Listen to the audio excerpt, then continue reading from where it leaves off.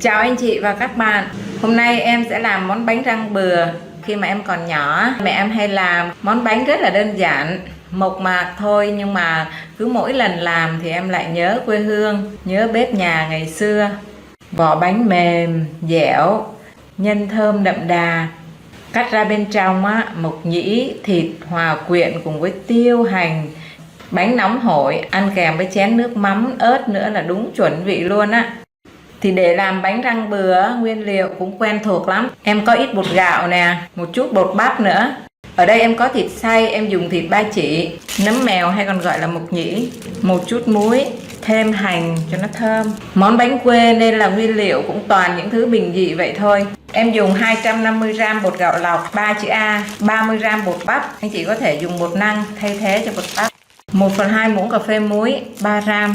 Em dùng 900ml nước bình thường thôi, mình cho vào đây và khuấy cho bột nó tan ra. Cho bột bắp vào thì sẽ giúp cho cái bánh nó ăn mềm mại hơn.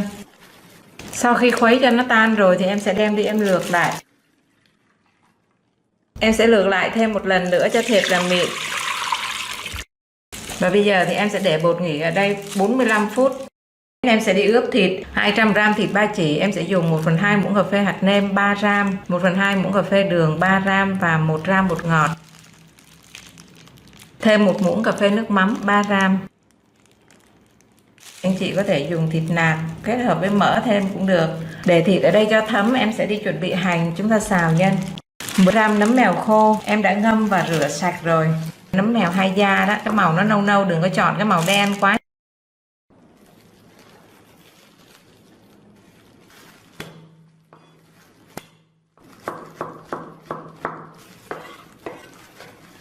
– 15g hành tím, 5 cây hành 30g.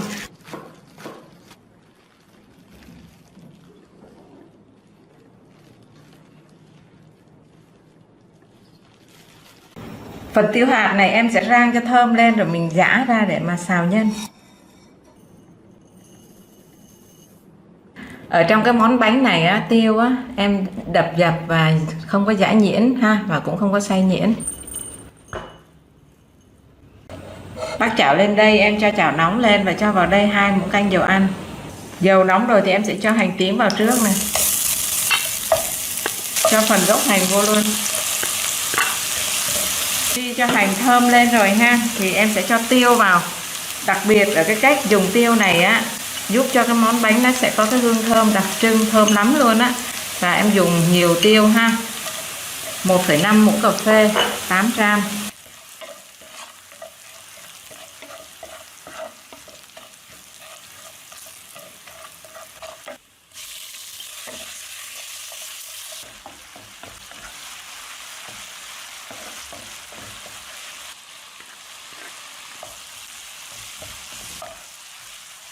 Em xào cho thịt nó xanh, nó vừa chín đến này nè. Cho hành lá vào luôn nha.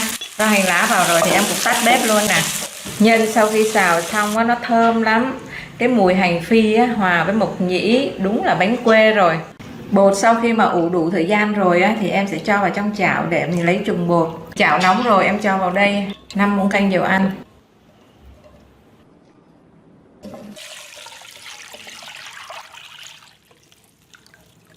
Khi mà khuấy bột mình để lửa nhỏ thôi anh chị ạ.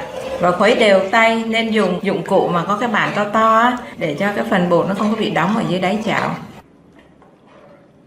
Lúc này nó nặng nặng tay rồi nè, cái bột nó bắt đầu nó đông đông ở bên dưới rồi nè.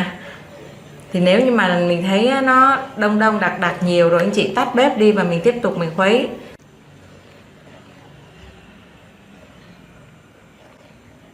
Lúc này ở dưới cái đáy chảo nó nặng lắm rồi, em sẽ tắt bếp đi và em khuấy cho nó đều đi rồi mới bật bếp lại nhé.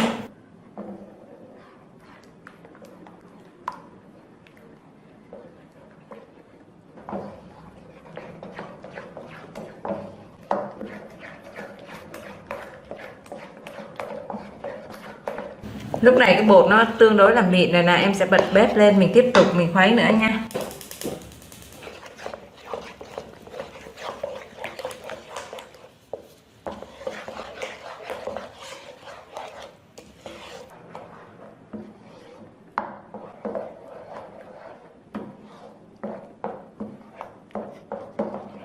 Rồi, bột nó sánh đặc lên như thế này là được rồi nè. Em tắt bếp nhưng mà vẫn tiếp tục khuấy đều.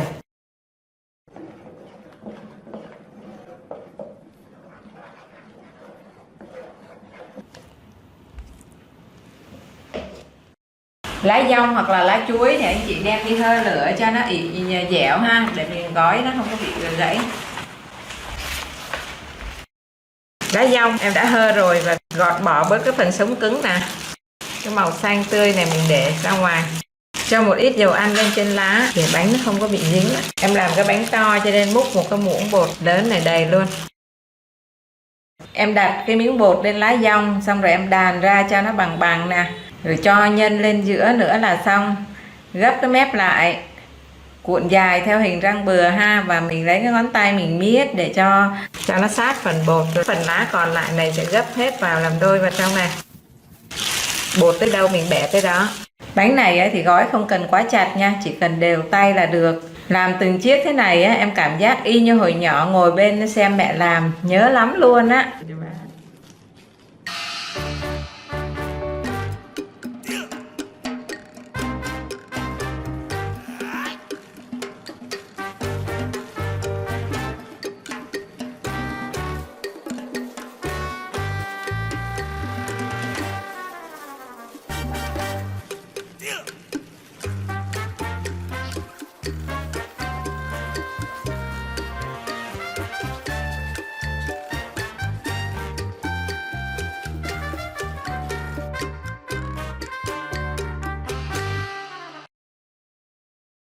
Bánh gói xong hồi xưa thì mẹ em hay dùng lạt để buộc lại cho bánh không bị bung ra. Nhưng bây giờ thì nhờ có cái màng bọc thực phẩm này em thấy làm cũng tiện. Nhưng mà được cái ưu điểm là khi mình luộc hơi nước nó không có thấm vào trong bánh nè, và không có bị bung xì nữa.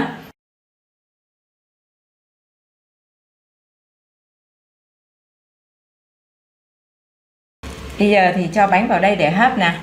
Mình để cho nó cách thưa thưa ra, đừng để sát quá, nó dễ chín.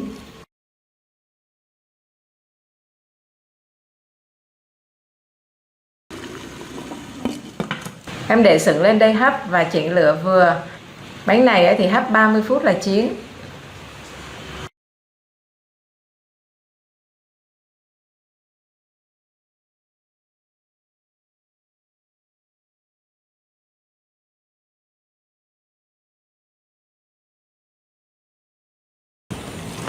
Bánh em hấp được 30 phút rồi nè. Bây giờ tắt bếp luôn. Và em để ở đây khoảng 10 phút sau mình hẳn lấy ra nha, cho bánh nó dịu dịu lại đã. Bánh hấp chín mà cũng nguội bớt rồi, bây giờ em sẽ bỏ cái màng này ra. Wow, mùi bánh thơm hòa với mùi lá dong, đúng mùi quê hương luôn. Đây mẻ bánh rang bừa em vừa mới ra hấp xong nè. Bánh nóng hổi, ăn kèm với chén nước mắm ớt nữa là đúng chuẩn vị luôn á. Vỏ bánh mềm, dẻo, nhân thơm đậm đà. Cắt ra bên trong mộc nhĩ, thịt hòa quyện cùng với tiêu, hành. Nhìn thôi đã thấy ngon rồi.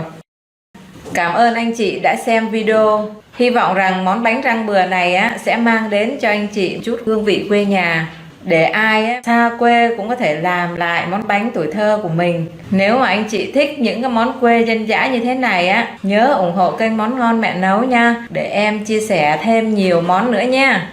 Chúc anh chị và các bạn một ngày bình an và thật ấm áp. Xin chào và hẹn gặp lại.